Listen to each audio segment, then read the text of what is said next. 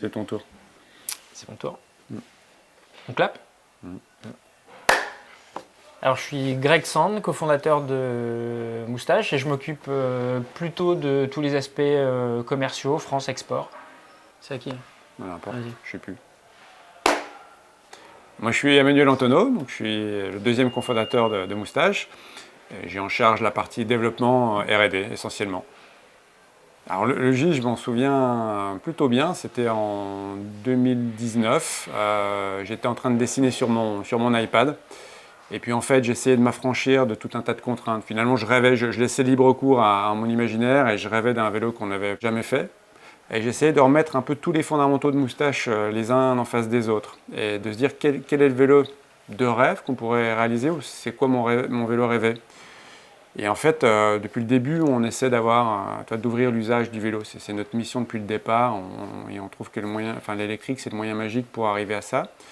Et donc, on a aussi développé depuis un certain nombre d'années des vélos à cadre ouvert, justement pour que ça soit plus simple à enjamber et faciliter l'usage.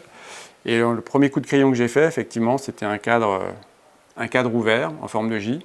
Et puis je voulais des suspensions pour qu'ils soient hyper confortables, donc avant et arrière. Donc l'avant c'est assez facile, mais l'arrière un peu moins. Mais je voulais que ça soit hyper simple, une structure très évidente en fait, très lisible. Et c'est la première chose que j'ai fait. C'était un cadre en deux parties avec la suspension intégrée. Puis en même temps, comme je rêvais de courroie sur ce vélo, je rêvais d'avoir une transmission qui soit ultra fluide, sur laquelle on n'ait pas peu de contraintes, peu d'entretien. Et je me suis dit, tiens, on va intégrer un moyeu à variation continue, on va intégrer une courroie, mais je ne voulais pas rajouter un tendeur ou autre. Donc finalement, j'ai intégré dans le dessin, j'ai intégré le moteur au bras arrière. Et finalement, ça nous a donné un vélo, comme je te disais, lisible, assez simple à comprendre, assez évident.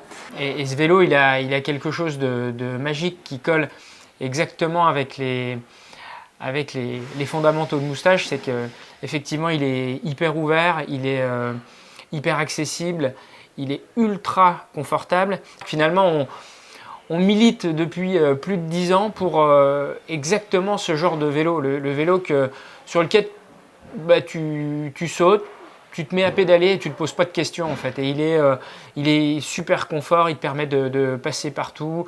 Là en l'occurrence, on a un vélo qui sera aussi à l'aise en ville que dans les bois, et on l'a même testé dans des conditions assez extrêmes.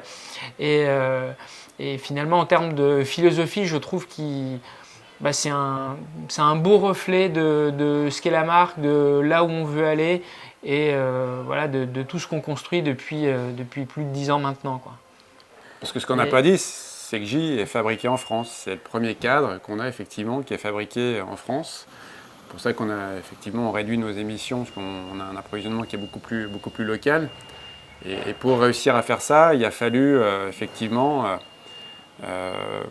développer en s'appuyant sur des partenaires avec qui sont engagés à nos côtés. On a finalement utilisé d'autres savoir-faire. En France, les savoir-faire liés à l'industrie du vélo se sont perdus il y a en gros une quarantaine d'années. Fabriquer un cadre de manière industrielle en France, ça ne se fait plus depuis cette époque. Et donc l'objectif, c'était justement soit de réindustrialiser ou de trouver d'autres savoir-faire, de les adapter finalement à nos idées. Et au final, voilà, on a un produit qui est différent de tous ceux qu'on a fait, qui va plus loin que tous ceux qu'on a fait, et encore une fois, qui a du sens.